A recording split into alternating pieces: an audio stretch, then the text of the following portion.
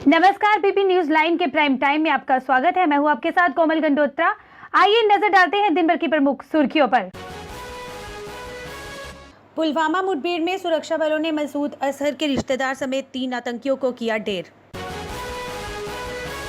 वैष्णो देवी यात्रा की तैयारियां तेज, भवन से गुफा तक सामाजिक दूरी के निशान बनाए गए। जीएमसी के आठों विभाग में एक सप्ताह में बढ़ती 10 मरीज, संक्रमित संख्या 2718 पहुंची।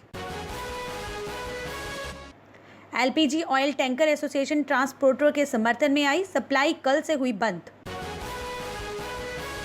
अब समाचार विस्तार से। दक्षिण कश्मीर के कंगन पुलवामा में सुरक्षा बलों और आतंकियों के बीच जारी मुठभेड़ में जैश-ए-मोहम्मद के 3 आतंकवादियों को मार गिराया गया है। मारे गए आतंकियों के शव सुरक्षा बलों ने अपने कब्जे में ले लिए हैं, जबकि उनके पास से भारी तादाद में हथियार व गोला बारूद भी बरामद हुआ है। मारे गए आतंकवादियों में जैश-ए-मोहम्मद का टॉप कमांडर भी शामिल है। हालांकि सुरक्षा बलों ने अभी तक तीनों की पहचान जाहिर नहीं की है।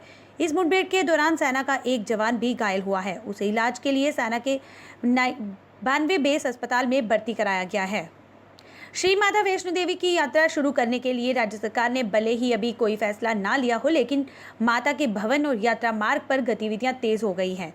केंद्र सरकार पहले से ही 8 जून से सभी राज्यों को धर्मस्थल खोलने की इजाजत दे चुकी है। लॉकडाउन में केंद्र की ढील के बाद माता वैष्णो देवी यात्रा भी जल्द शुरू होने के आसार बन गए हैं। इसी क्रम में भवन मार्ग पर घोड़ा, पिट्ठू और पालकी के रूप में कार्य करने वाले मजदूरों के कोरोना टेस्ट के साथ ही घोड़ों के भी सैंपल लेना शुरू कर दिया गया है। इसके अलावा वैष्णो देवी भवन पर गेट नंबर 1 से लेकर गुफा तक शारीरिक दूरी के मुताबिक यानी 6 फुट की दूरी पर निशान लगाए जा रहे हैं। भवन पर भोजनालयों के साथ ही हिमकोटी के भोजनालय के पास भी ऐसे ही घेरों के निशान बनाए जा रहे हैं। जीएमसी जम्मू का ऑर्थोपेडिक्स विभाग खतरे में आ गया है। इस विभाग में इलाज करवाने के लिए आए 10 मरीज एक सप्ताह में संक्रमित हो गए हैं। इसके विभाग के डॉक्टरों में रोष है। उन्होंने कार्यवाहक प्रिंसिपल से सर्जरी के लिए आने वाले सभी मरीजों के कोविड टेस्ट करवाने को कहा। गौरतलब है कि इसी सप्ताह में पहले 4, फिर 1, फिर 2 और अब 3 मरीज विभाग में इलाज के दौरान पॉजिटिव आए हैं। प्रदेश के ट्रांसपोर्टर अपनी मांगे मंगवाने के लिए अब सरकार के खिलाफ आर पार की लड़ाई के मूड में है। यात्री वाहनों को चलाने की अनुमति प्रदान करने और 50% यात्री किराया नहीं बढ़ाए जाने सहित अन्य मांगों के समर्थन में वीरवार से प्रदेश में आवश्यक वस्तुओं की सप्लाई अनिश्चितकाल के लिए बंद करने का ऐलान किया है। इससे केंद्र शासित प्रदेश के प्रवेश द्वार लखनपुर से लेकर कश्मीर तक टैंकर और ट्रक के माध्यम से होने वाली पेट्रोलियम पदार्थों और एलपीजी की सप्लाई पूरी तरह से बंद हो जाएगी। एसेंशियल कमोडिटीज़ की कोई कमी आएगी, क्योंकि petrol tankers, diesel tanker, water tanker और एलपीजी के टैंकर्स ये सभी बंद होंगे, ट्रकर्स बंद होंगे।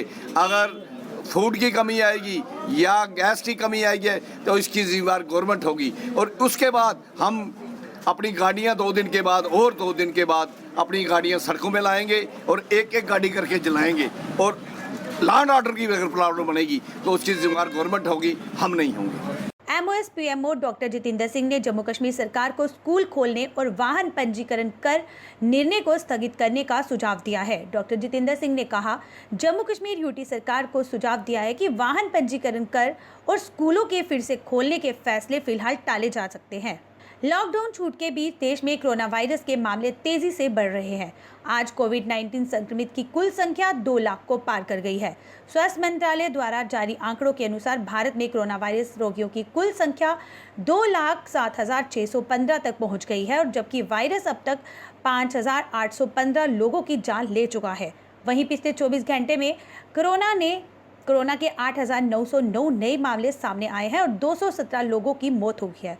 पिछले 24 घंटों में सबसे ज़्यादा मामले सामने आए हैं। हालांकि ये राहत की बात है कि 1,03,003 मरीज कोरोना को हरा पाए हैं। Jammu Kashmir state cooperative bank में 223 करोड़ रुपए के ऋण घोटाले में मुख्य आरोपित बैंक के पूर्व चेयरमैन मोहम्मद शाफी डर के खिलाफ लुकआउट नोटिस जारी किया है। उन पर फर्जी हाउसिंग सोसाइटी को 223 करोड़ का लोन स्वीकृत करने का आरोप है। मामले का खुलासा होने के बाद से ही सरकार ने 17 मई को बैंक का कार्य हाथ में ले लिया था। उसके बाद से डर भूमिगत है। कोरोना वायरस महामारी के बीच आज केंद्रीय कैबिनेट की बैठक होने जा रही है। प्रधानमंत्री आवास पर यह बैठक होगी। ऐसा माना जा रहा है कि बैठक में कई अहम फैसले लिए जा सकते हैं। एक ही हफ्ते में कैबिनेट की ये दूसरी बैठक होगी। मोदी सरकार 2 का 1 साल अभी कुछ ही दिन पहले पूरा हुआ है। ऐसे में केंद्र सरकार ने सोमवार को कैबिनेट की बैठक की थी। बैठक में सूक्ष्म, लघु और मध्यम उद्योगों और किसानों को कोरोना संकट में राहत देने के लिए कई ऐलान किए गए।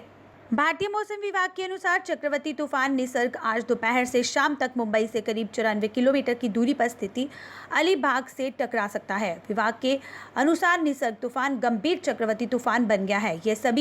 ये अभी मुंबई से 200 किलोमीटर की दूरी पर है। पिछले 1 घंटे से 85 से 95 किलोमीटर से बढ़कर 90 से 100 किलोमीटर प्रति घंटा हो गई है। मुंबई में तूफान के मद्देनजर धारा 144 लागू कर दी गई है और लोगों से घर के अंदर रहने की अपील की गई है।